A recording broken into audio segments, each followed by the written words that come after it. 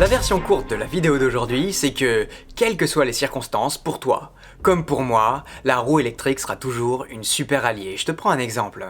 Pendant le confinement, une fois par semaine, moi, j'enfilais mon sac à dos, je prenais ma roue d'un côté, mon caddie de l'autre et j'allais faire les courses. Ça me permettait, d'une part, de rouler sur la route, qui était vide, et d'éviter du coup les trottoirs et de slalomer entre les postillons des piétons qui potentiellement pouvaient être contaminés. D'autre part, si je voyais à un magasin que la queue était trop longue, tant pis, je prenais 1 minute de plus et j'allais à celui d'après. Une fois arrivé dans le magasin, je traînais ma roue d'un côté, j'avais mon sac de courses de l'autre et vraiment cette ergonomie-là, j'ai eu beau réfléchir, je sais pas avec quel autre engin j'aurais pu la trouver. Bref, avec ma roue électrique, je me sentais plus libre et plus en sécurité. Oui, c'est jusque là que ça peut aller. Ça c'était pour la version courte. Pour la version longue de la vidéo, reste avec moi et c'est parti.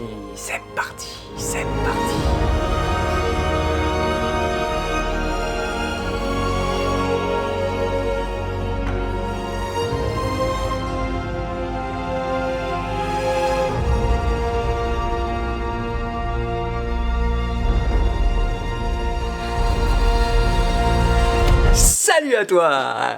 Qu'est-ce que c'est que cette coupe de p... Bref, ça y est, on est déconfiné. La première chose qu'on a voulu faire, évidemment, avant d'aller se coiffer, c'est aller se promener. Et moi, le premier, hier après-midi, j'ai pris ma roue, mes enfants et... Et si on s'arrêtait un instant pour en parler? Alors oui, notre activité, elle est difficile à pratiquer quand on est confiné. C'est vrai aussi que ça fait 2 mois qu'on attend que ça, profiter des beaux jours sur nos roues, rider tranquille, pépère. Alors, ce que je vais dire, évidemment, ça concerne moins ceux qui sont en province, tranquille.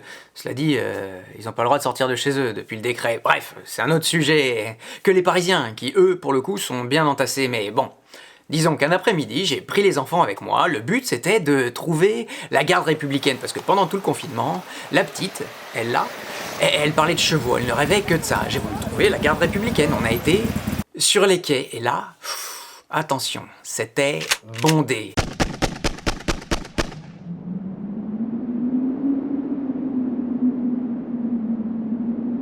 Des gens sans masque, en groupe, des gens qui pensent sûrement que déconfiner égale moins risqué, ou alors des gens comme moi, évidemment, qui voulaient simplement prendre l'air, et c'est tout cela qui se sont retrouvés.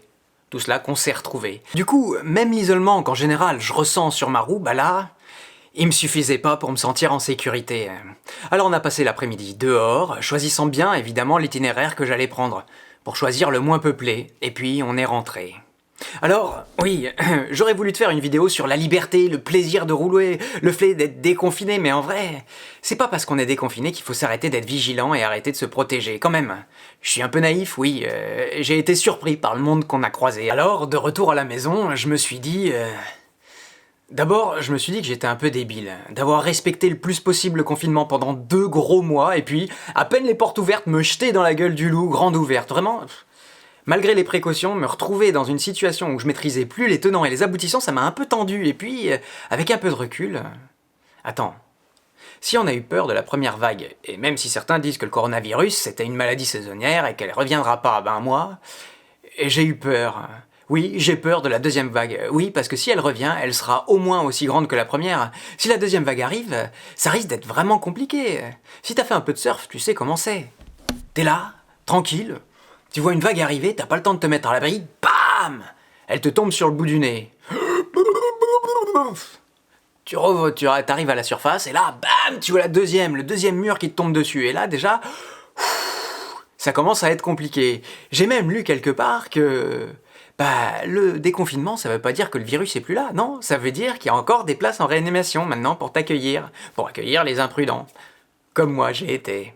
Et c'est vrai, il paraît qu'il y a des couloirs d'hôpitaux entiers qui sont fermés pour le moment, en attendant les clients de la deuxième vague. Pas le pied, non. Quand j'entends parler de grosses entreprises qui prévoient un plan de déconfinement pour après l'été.